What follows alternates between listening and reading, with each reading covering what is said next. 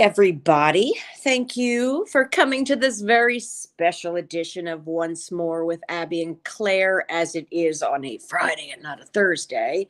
But the world conspired against us, but we are here and we Yes, are but we risen and made all it. those things. So today we are discussing, well, I should introduce you to my dearest Claire Bacon over there, my cohort in crime, as it were, aka Slutty the Clown. You know her well, you love her most. No, Today, Today we're going to discuss season 2, episode 13 and 14. We're going to start with episode 13, which is surprise. And it basically, since it was just my birthday, I feel connected to this episode. I was just about So, to stop you there and say yes, dear. happy birthday for Wednesday. So Thank it's a you. birthday day all around on our channel today. We have the lovely Abby, who was 21 on Wednesday, and then of course the 21 birthdays that are going to finally come up as we legal, go. bitches. Yeah. So anyway, this episode starts off where Buffy wakes up from a dream, or does she? And then she's walking down the hallway and we see Drusilla following her down the hallway, and you know, your heart's in your throat, and then the doors open up and all of a sudden Buffy's in the bronze and Willow is sitting at a table with a monkey, which I guess has something to do with the animal crackers from Which I will bring up later. Yes, please. Because all monkeys are French. Obviously. I do love their dream sequences. That's probably my Yeah, favorite they are thing they do, absolutely because they stunning hit in so every. many Yeah. things so perfectly. So then she looks over and she sees Joyce's in the bronze, and she's got her little cup and saucer, and she says to Buffy, "Do you really think you're ready for this?" And drops the saucer of her cup. And then Buffy wakes up. Oh no, before this, Angel walks in the bronze and they have that moment of coming towards each other. And then all of a sudden, Drusilla comes up behind him and stabs him in the back and dusts him in front of Buffy's eyes. And happy birthday, Buffy. She wakes up. And she's a bit wiggy. Like, let's be honest. Everybody has weird dreams, but her dreams have been known at times to be premonitions or prophecies. Yes, so she is totally spazzing out, and she shows up at Angel's place, who looks very confused because it's the morning, and she tells him about the dream, tells him she thinks it's a premonition. He said, you know, sometimes a dream is just a dream. What else did you dream? And she said, a dream that Joss and I often opened an office supply warehouse. What a great Vegas, concept. which I thought was awesome. I'd watch it. Yeah, seriously. And then more kissing, as we know.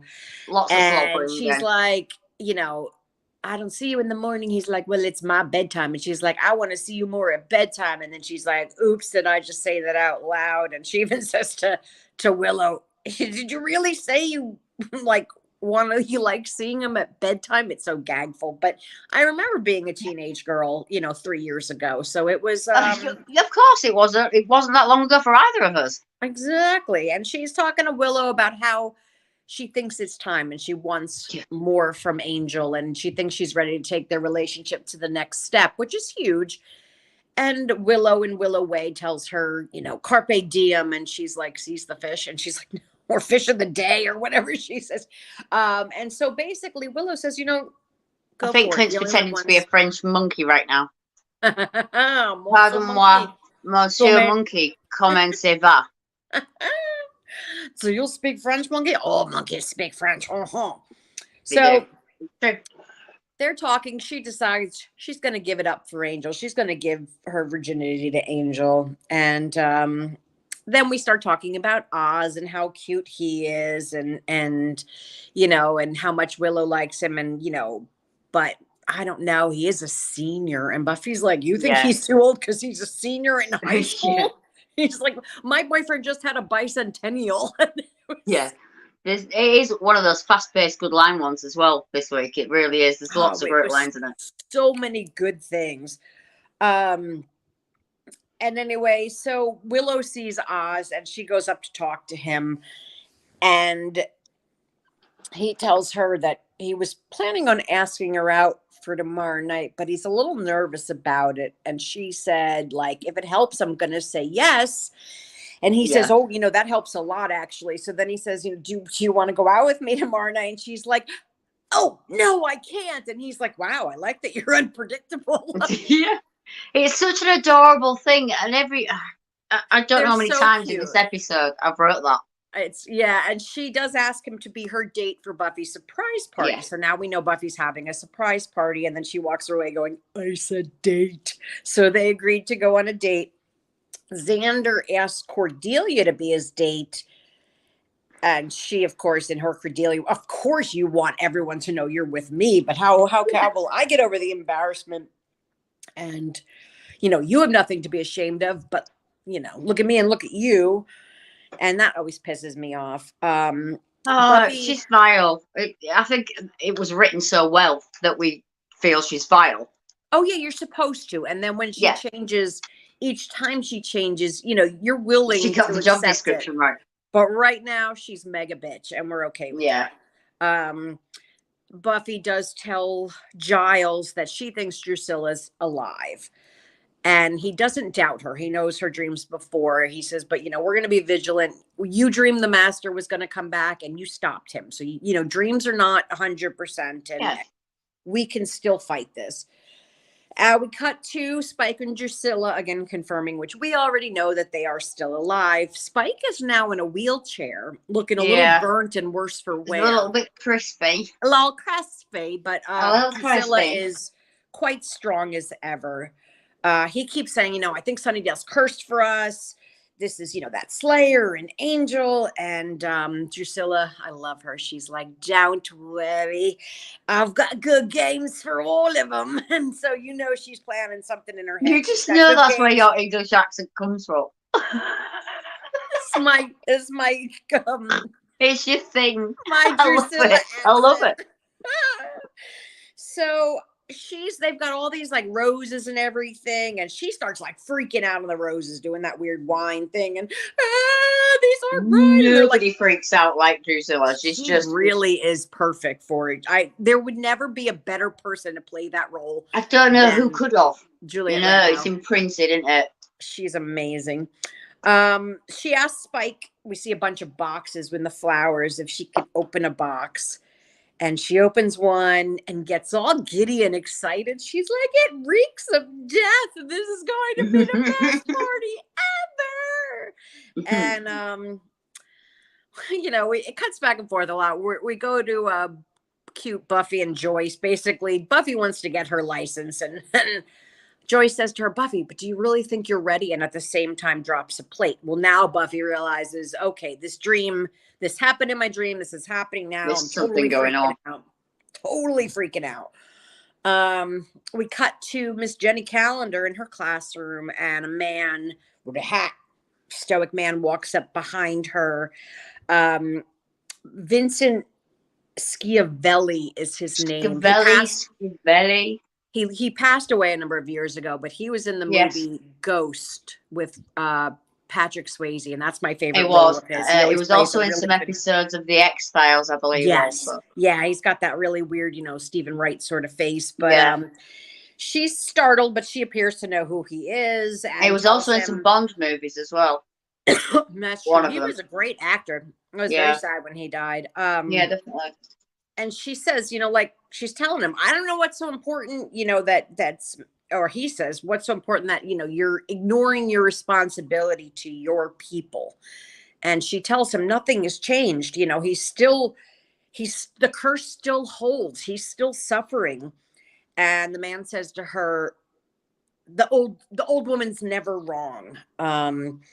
His pain, she says his pain is lessening. And Jenny does admit that there's a girl in the picture. So we come to find out that this is her uncle. What's his name? Uncle, I have it written here so I didn't forget. But of course, I forget. Thank you.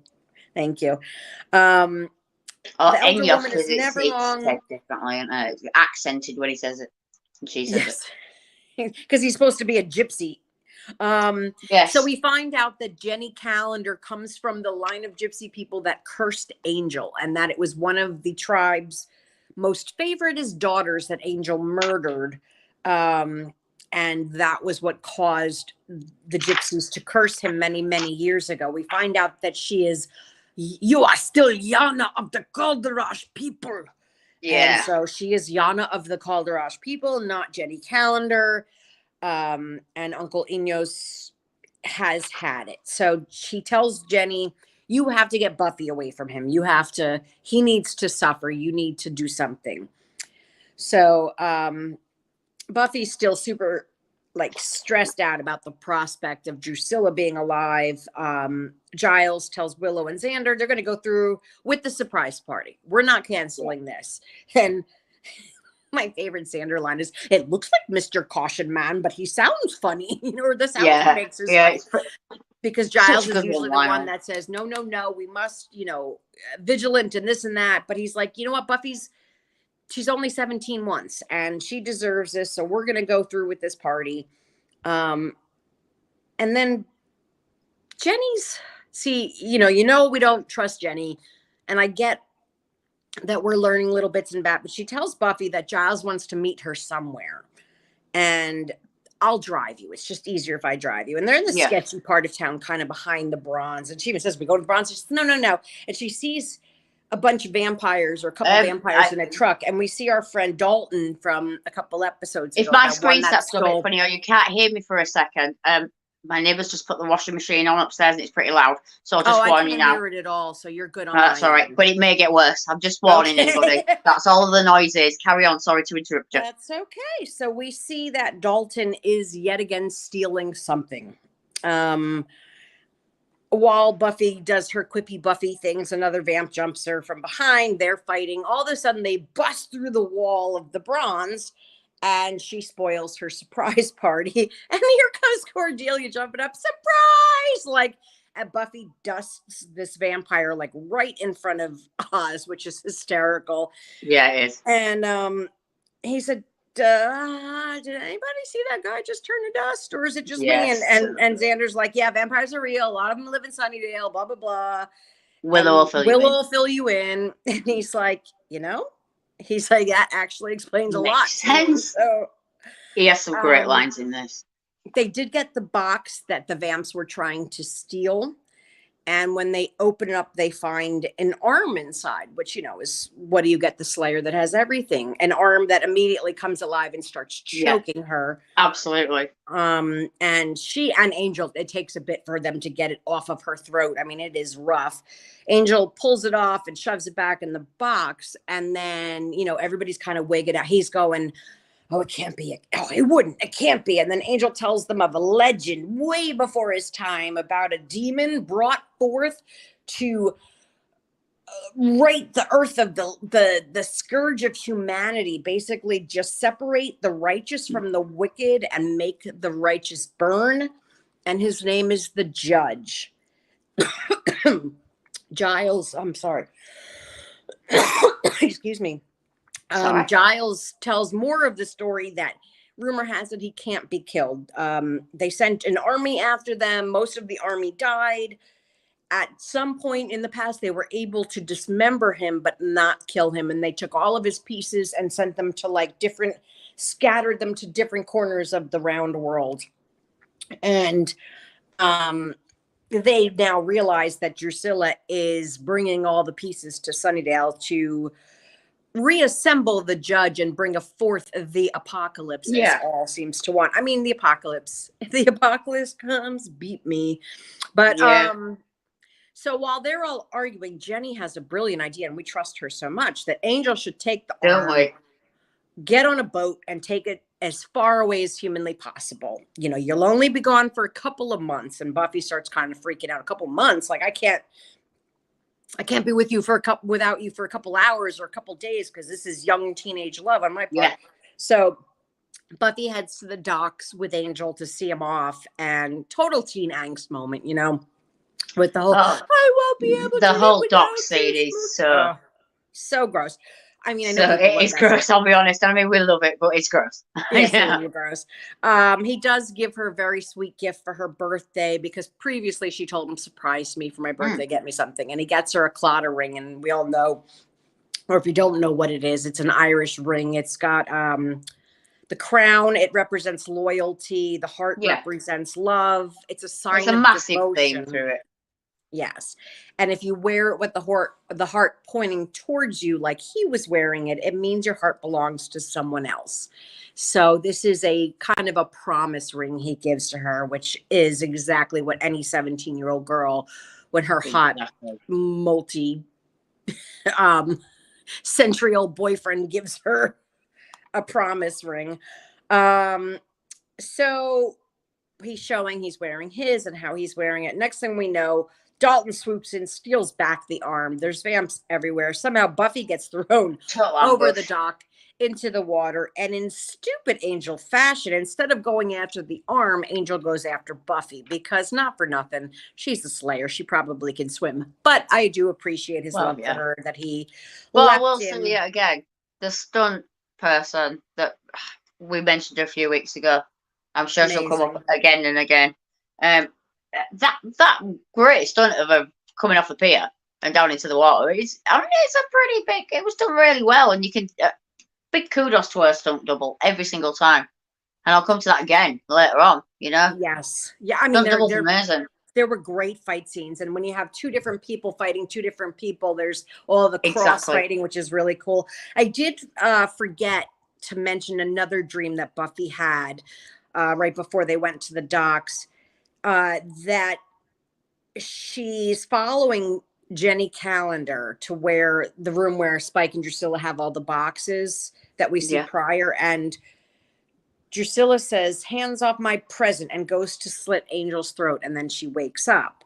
Yeah. And it's important because it's the first time she's seen Jenny Calendar in an episode, and it's going to come back later on as well. Yeah. This, which we'll talk about a little bit later, was a great music episode. There was a lot of fun music in this one. Yeah, I've got that. Yeah, I've got all that. It's great, actually. So we now see that Drusilla has all of the boxes, and they put the head box on last, and the judge magically reassembles, and it opens up. Now, the judge is played by the ever amazing Brian Thompson, who I love. Yeah, he's such a great actor. He's such a great actor. We've actually discussed him before because of the couple roles he plays. But and Drusilla asks him if he would like a party favor, and then points to all the little vampires standing on the side. And the judge chooses Dalton, our friend Dalton, and he's like, "Bring him to me." And Spike's like, "What? You can't bring? You're supposed to be all powerful." And like Spike's being a little dick. Let's be honest. But he's got an attitude at the moment. Let's be honest. So he says, he's got to get his power up. So she brings him Dalton, and he says he reeks the most of humanity. This one likes to read. And he touches him, and instantly he burns up and turns to ash. And Drusilla, do it again. Like, it was she was so excited by this. The eternal creepy child character in a way. Yes, she is 100%. And I love that kind of thing, as you well know. And, we saw it at the other episode where she had Angel, where she, he tortured her, made her crazy, and now she really loves that. So we cut to Buffy and Angel leave. So they want to see if they can stop the boxes from arriving. They realize it's too late. They're soaking wet. The judge has been assembled. The judge senses them, even though they're so quietly walking around up top there, and looks up, and they meet eyes, which is like a super cool scene. They try to run. Spike's men grab them. Angel says, "Take me instead of her," Mr. Valiant. And Spike's like, "You got this wrong, pal. It's not instead of. It's first and second. Like you're not getting out of this." Buffy kicks the judge, and Angel says, "Don't touch him." And she blasts back, but she was able to kick him without dying, and breaks away. They make a run for it, run into the sewer. They get away. They come out from the sewer grate, all Ninja Turtle style, and they're soaking wet because between jumping in the river or the ocean and then in the sewer and this and that. They go to Angel's house, and it's raining in the end. And gives her, Angel gives her dry clothes, tells her, get under the covers and warm up. Very sweet moment. He turns his back so she can get changed, and the inevitable is coming. they're sitting there, and in this very special episode of Buffy the Vampire Slayer, Buffy loses her virginity at 17 years old to Well, I mean, a 209 it says year old. this is a teen show, but Yeah, and then we cut to Angel like shooting up in bed, not waking the Slayer, so she must have been very exhausted. Going very tired job. outside, it's lightning, it's pouring, he's laying there, he's screaming in pain. Yeah. Buffy! And then we just get it to be continued. She's just which getting I her snarls on. remember the first time I saw this, having to wait a whole week was dreadful. It was just like, oh my god. So that is was the one of the episode biggest. In which Buffy loses her virginity. What do you have for us on this beautiful episode? I've got a few little bits, as you said. I think the one-liners in this, the Oz and Willow, the whole Oz and Willow kind of mating dance they've been doing since the first day he came into it. It's so lovely. It's so pure. And he plays it so well. Underrated, I feel. Yet again, I say this every week about Oz. You know, Seth Green was so great in these. Mm-hmm. Absolutely the best. The way, just as you say, you know, the parent was like, oh, that actually makes a lot of sense. You know, yeah, vampires, that works. And yeah, it's kind of hard to get my head around. Yeah, but he's so sort of go with the flow. He's very cool. You know, like the comment about we've been off groupies at the moment, strictly groupie clean. You know, it's pretty great. I mean, as you say, we have some great soundtracks also this week. We've got Transylvanian Concubine by Rasputina, which is absolutely such a great track. That's I loved the music in this episode. Yeah, and then we've got Anything by Sean Clements and Sean Murray featuring vocals by Care Howe. And I think one of the slower second one is the Angel Buffy intimate moments. And obviously the party is Transylvania Concubine when Drusilla's being Drusilla, as she always is. I love that. I'm glad you're gonna put the link up because I really did enjoy that song. I will. I've been slacking the links at the moment, but this week I'm gonna get a whole channel sort of flowing properly again. Right. It's been a week. You got it. You are under control. But I like that whole. It always. I said this about something else they did. They have this music that just has a very Portishead sort of, you know, ethereal quality to it, but dark, and I just really enjoyed it. I do kind of feel as well they're very good at choosing the music for which character points and which scenes. You know, like what type of music, as you say, like Drusilla always gets something very dark and out there, very Portishead, very very ambient, and then Angels and Buffy's have always like love folky ballads. You know, it's kind of just, I love the way they kind of assign, you know, to each kind of people what kind of songs they're gonna kind of use. A couple of things I really did like with the dialogue was the English in it of obviously Spike talking about Dalton saying he's a wanker. He's a wanker. Now, that's amazing to me that passed your senses, but then that's not really a swear word in America. It is a massive swear word in this country. Yeah, it's not here, but like you guys get away super with saying the C word, where here we wouldn't get away with that. You wouldn't hear, essentially, unless on regular television. Yeah, that's what we wouldn't get away with that on regular television. I love when they, as a matter of fact, there's some funny things about censors that I like. This is completely off topic, but I'm trying to remember if it was actually Joss that wrote it. The original Avengers movie, so it's gone back a long time.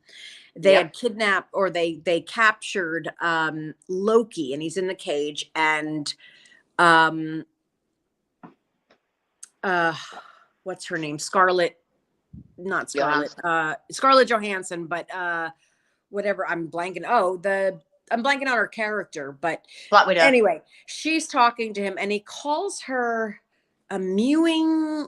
Basically, it's something in England mewling something into mewling. I'm a massive Avengers. Mewling they got something. And they were so excited that they got it through the censors, because in the UK it basically is a female body part, which we won't mention because we don't want to get kicked off the air. Oh, we can say a vagina, but that's not the that's definition. Not the term. That's what I'm saying. Like, you would never have got wanker past our censorship in our country at that time.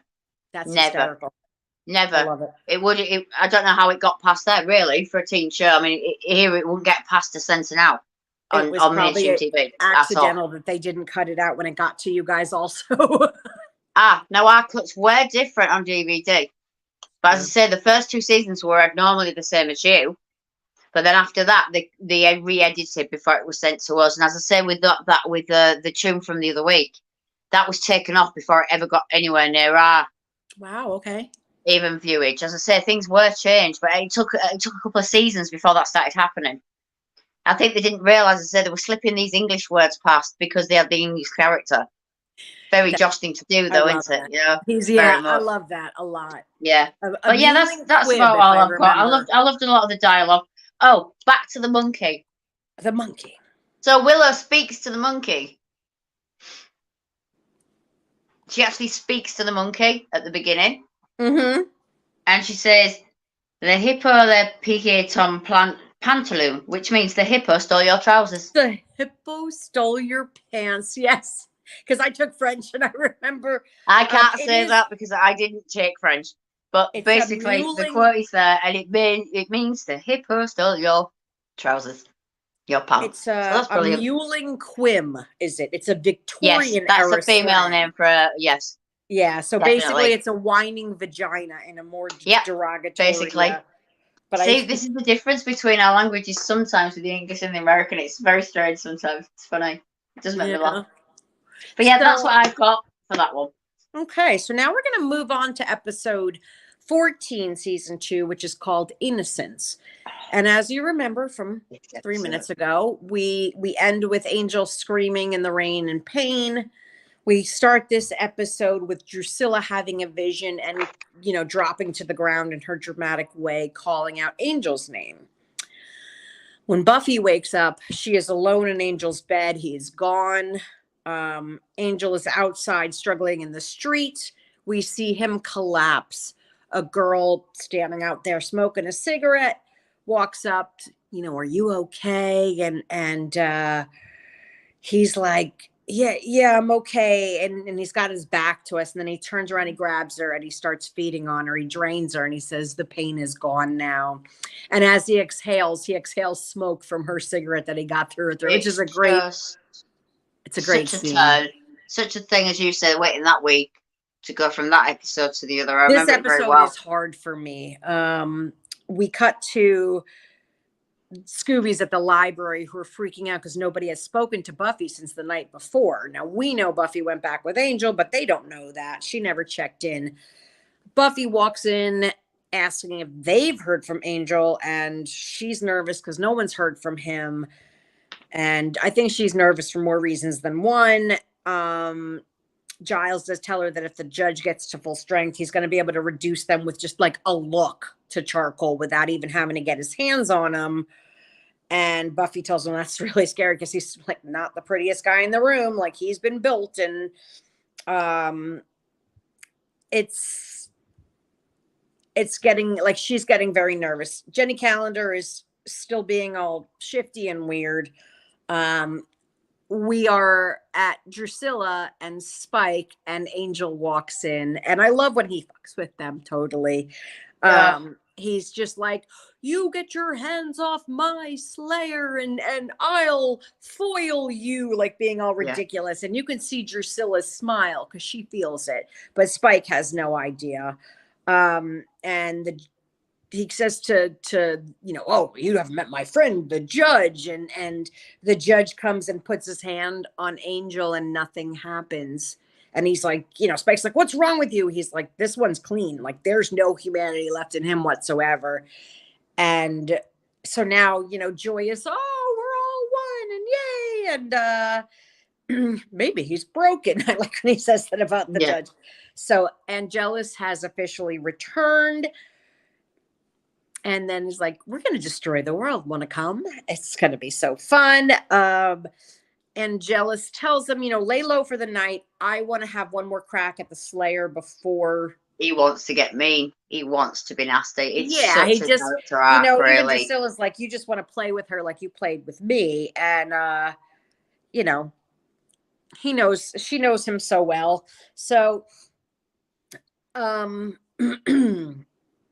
Cordelia, they're all in the library again, and Cordelia's kind of getting jealous over how worried he is about Buffy and how much he talks about Buffy. And that is, Xander's thing from day one. Yeah, it becomes a recurring theme as well. It's and they start fighting as exactly, and then making out in the library. And when they pull apart, Willow is standing there, and she is horrified, and she just takes off running. It's so sad. She's pissed. He runs after her, and she's like, this is disgusting. It's like against all odds of man and God. And it's just, don't you remember the We Hate Cordelia Club? Like, you're the treasurer, and then she says something that breaks my heart totally. She says, I realize you would rather be with someone you hate than be with me. Yeah, and that's a moment. It really is. Yeah, that's a moment where things click for her. And even though she's still in Oz in the background, she realizes that it's never going to happen with Xander. And I think she turns a switch off in her at that point. Buffy gets home, and before she goes in the door, she's like, meh, and then she shows up at Angel's place because she's so crazy. She doesn't know what to do. She walks in, lets herself in, sees stuff on the bed that wasn't there before, and turns around, and there is Angel. And she just runs up and grabs him and kisses him. And you could tell instantly he's pulling the Ice Queen on her. Just very, it basically gaslights her from beginning I'm sure I cried. He's like, oh, you're first time, I'm sure I cried. Yeah, tells her she's terrible in bed, and basically hits all the things that she has anxiety over. All that teenage girl anxiety. Cautionary tales yet again. This episode is actually written and directed by Josh as well. Oh, yeah? Yeah, it's fully in. So it's like all those bitter teen problems, things that we're so terrified of. It's all there in like these 2 episodes. He's horrid. He is a horrible. He's total trash to her. I get to the point where I hate him so much as Angelus. Yeah, you do hate him. And I think again shows good to David Boreanaz that he actually can switch like that. Still those feelings. Yes, he's not just dumb and brooding like he can. As we spoke to Ryan last week, who was very, he's boring. Yeah, just because he's brooding. Such a change. Vampire guy. Uncle Enos tells Jenny that she has failed and the curse has been broken. He had his one moment of true happiness, and we know what that means. Angelus is back, and people are going to die. And he said to her, he says, it's not justice we serve, it's vengeance. Like, get that straight. This is personal. Willow comes back to Xander, and she's like, look, I don't understand it. I don't like it. I don't want to understand it. You have gross emotional problems, and they're not okay, and you're not okay, and we're not okay. But what's happening right now is much more bigger things.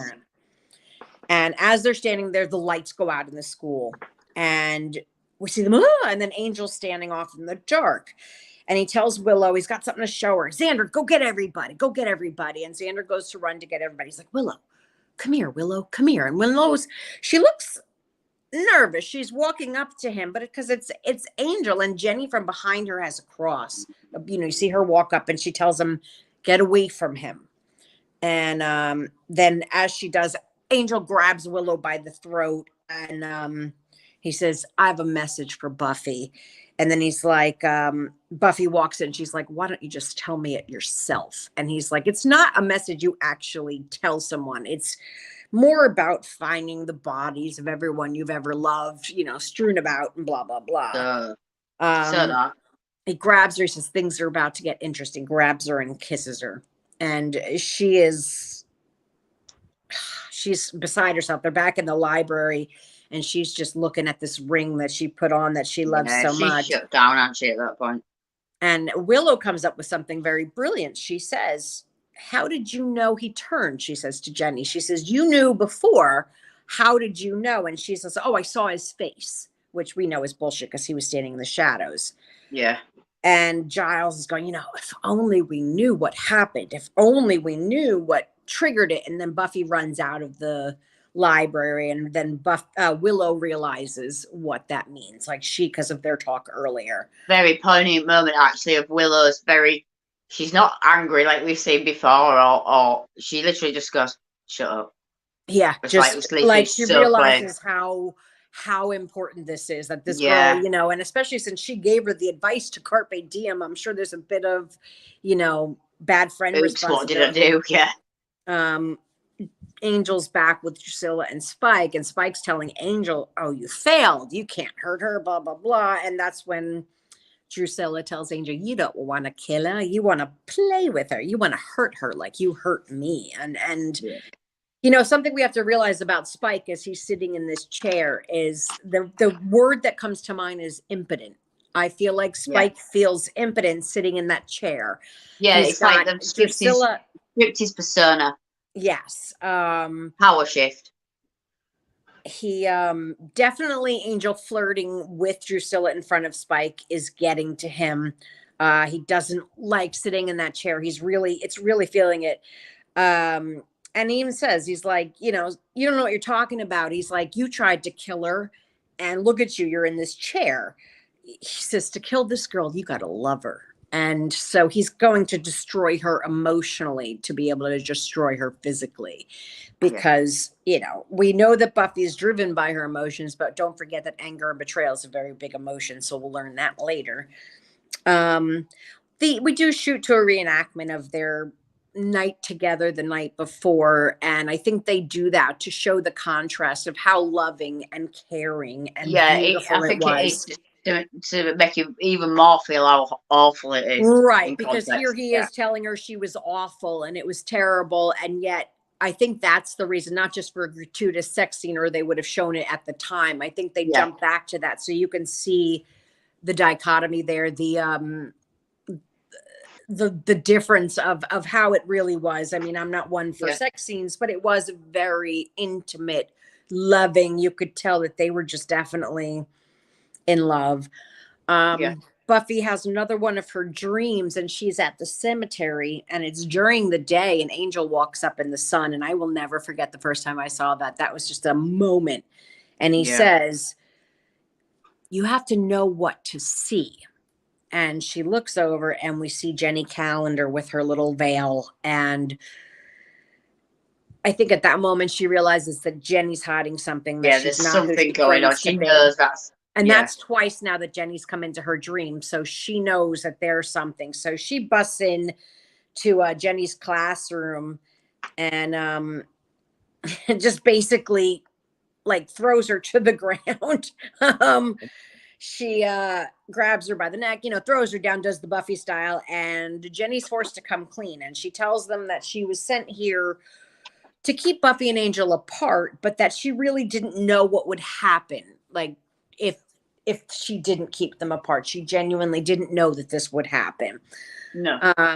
Angel was supposed to pay for what he did to her people, but Buffy says, what am I supposed to pay for? Like, I'm the one suffering here, not him. But she says if Angel achieved pure happiness for even a moment, he would lose his soul. And then at that moment is when Giles realizes also. Again, heart-wrenching. Heart-wrenching, because he is the closest thing to a father that Buffy has at the moment. And Buffy tells Jenny, you have to curse him again. And Jenny's like, it can't be done. Like, that magic is long lost. And she's like, you better figure it out, bitch. So pretty much. This scene, Xander comes up with a plan. He has a plan and a thought, and for him, we know that's big. So, and Willow's like, can I help? And Xander tells her, I actually need Cordelia for this one. And you can see it go across his face. But he's like, we do need a car. And she's like, I can get Oz. He has a van. And she's trying to make Xander a little jealous. It's pretty good. And they show up at the army site. And Xander and Cordelia break into the armory. And she's like, they get caught. And Xander tells her afterwards, they start making out.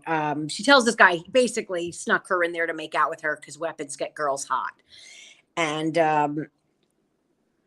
the guy's like, I don't think so. And then he's like, well, if you don't, I'm going to tell Sergeant so-and-so that this is not regulation. And he starts rattling off all these things. So the guy's like, you got 20 minutes. He's like, I only need 5. And he's like, forget I said that. But so they go in and, he remembers all of his soldier training from the Halloween episode, which is pretty cool.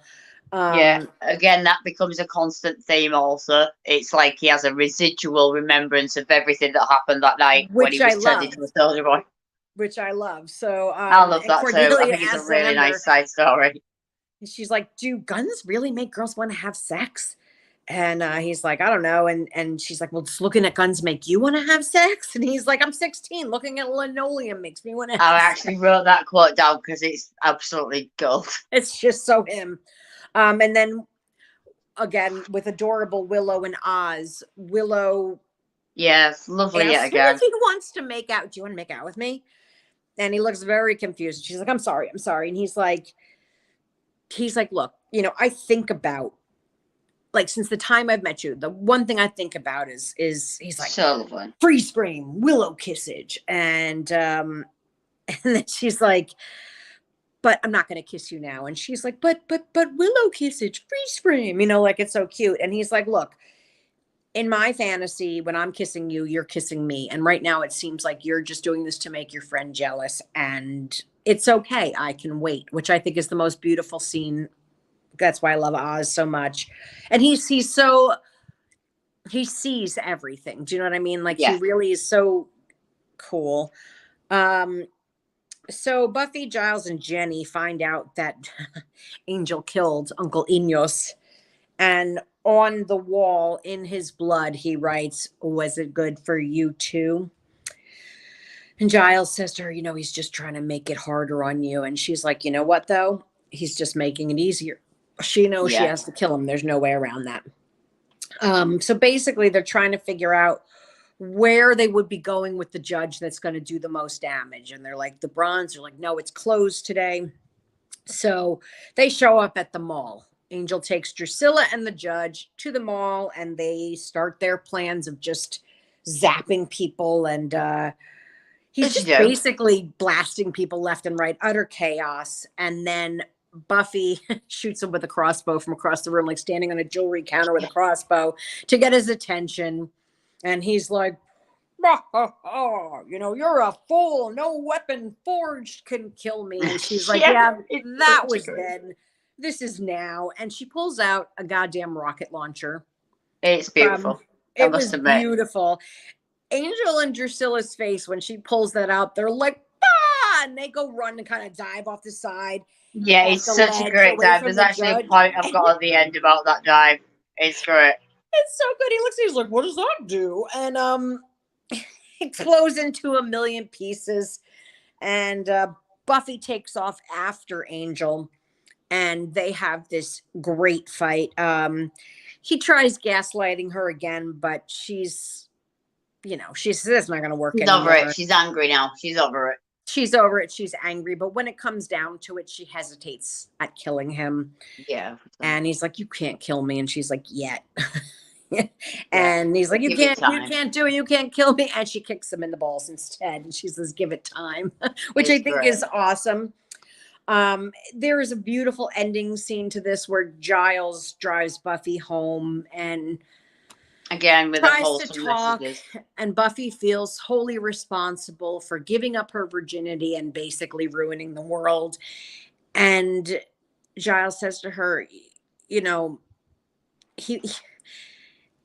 if you want me to scold you, if you want me to like wag my finger at you and tell you acted hastily, well, I will. He's like, but I'm not planning on it. He's like, you loved him. He loved you. It was evident how many times he was there. Very wholesome moment.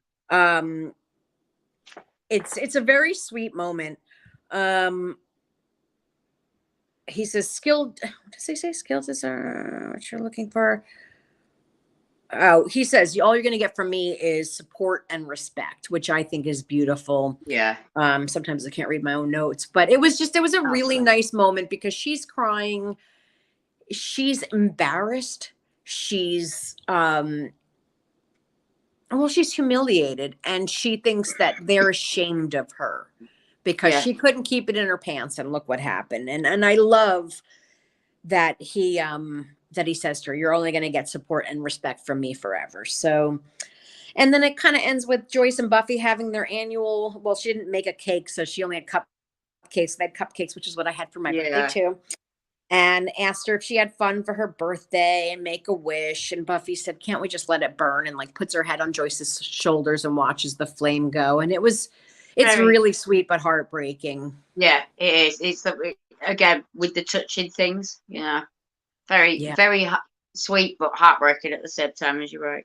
Yeah, very much. Yeah. So that's all I have for this episode. I really, as I said, I hate Angelus. Like, I love Drusilla when she's bad. I love Spike when he's bad. But Angel is just, and I think it's because I've known narcissistic people like that tend to gaslight and go for the jugular. It's very, I think, not only triggering to a teen, but triggering to a woman and to a man in the situation of how something can switch so quickly. It's so, I remember watching those episodes, and I remember it really affecting me at the time.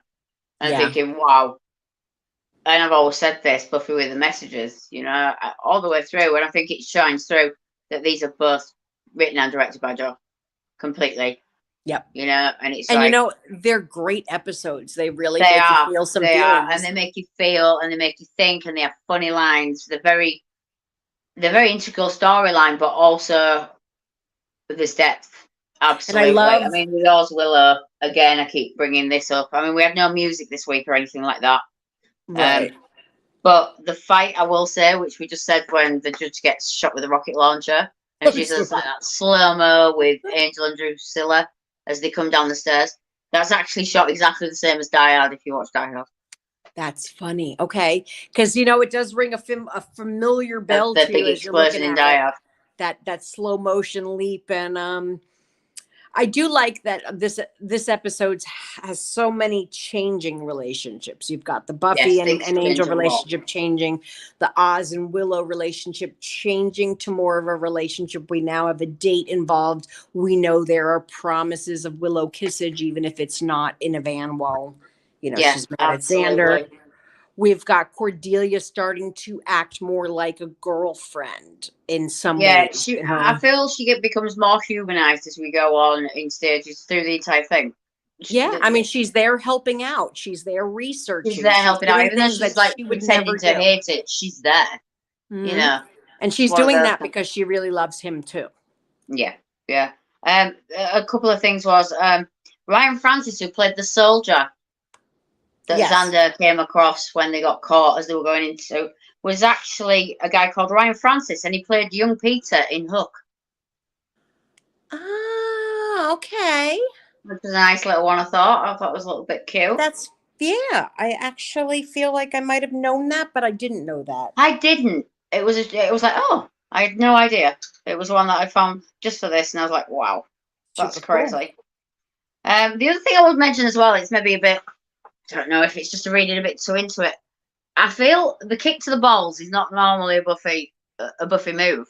Nope, not even. I feel that was a kind of a. Bear with me. To prove he was just a man anyway. That was with the context of how the episode went down, how hurt she is. Mm-hmm. He affected her mentally. She could bring him to his knees. And I feel it's like you might be a vampire, and I might not be able to kill you now, but I can hit you where it hurts because you're actually still a man. But, it was just that I got that from it a little bit. I think it was maybe a little bit out there, but kind of got that from it. It was quite symbolic. I don't know whether I was reading into it, to be fair. Well, no, I actually think it is. It's a great move because she knows she can't stake him, and she could beat him till he's senseless. It's not doing much. He'll still laugh at her, but you kick him and you take him out where it hurts. And again, bringing him to his knees was very important, I think. Yeah, it wasn't that he fell down. He was on his knees. And I think that's what she needed from him. So.